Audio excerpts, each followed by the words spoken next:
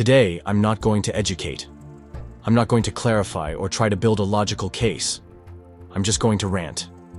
Because if you're a Christian who thinks the Bible doesn't support slavery, then you've either never read the book, or you've conveniently blocked out the parts you don't like, or, and I mean this sincerely, you're just plain delusional. The Bible doesn't merely mention slavery, it sets laws for it, not guidelines. Not regrettable leftovers from a fallen world. Laws. Laws written by God and enforced by His chosen people. You can't kidnap someone, sure. That's bad. But you can buy someone who was kidnapped by someone else. That's fine. That's legal. Once you've paid for them, they become your property. For life.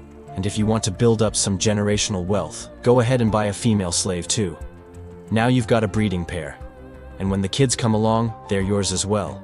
Because that's how property works.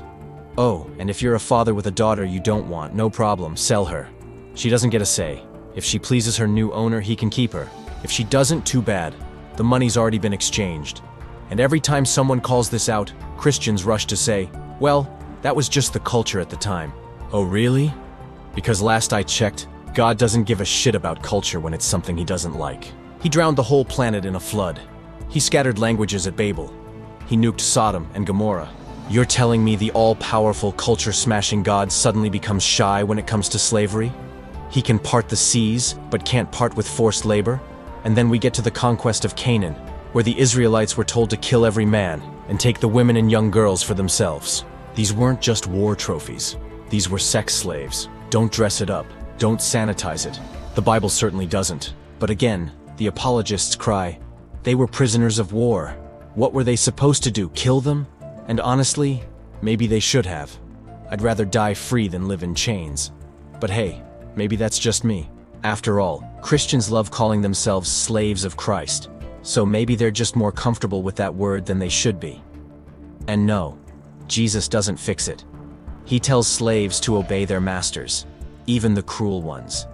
He never says slavery is wrong, never says to set them free. Paul doesn't fix it either. Just because he wanted his personal friend to go free doesn't mean he opposed slavery. It just means he cared about that one guy. That's not abolition, that's a favor. And this is where Christians always try to flip the narrative. They say it was Christians who ended slavery, that it was God-fearing men and women who fought to abolish it. And yes, that's partly true. But you know what else is true? Christians also invented race-based slavery. See, you weren't allowed to enslave fellow Christians. So they created a workaround. They decided black folk weren't fully human. They needed salvation, and coincidentally, they were very good at manual labor. So just as slavery was on its way out, Christianity brought it roaring back. They made it worse, more brutal, more dehumanizing. So no, you don't get credit for ending what you resurrected. If you've read the Bible and still think it doesn't endorse slavery, then you're not just wrong. You're so deep in denial, you've mistaken it for faith. The Bible treats human beings as property. It regulates their sale, their treatment, their inheritance. It spells it all out, clear as day. If you can read all that and walk away thinking, God was just working with what He had, then maybe, just maybe, you're worshiping a God who looks a little too much like you. Thanks for watching.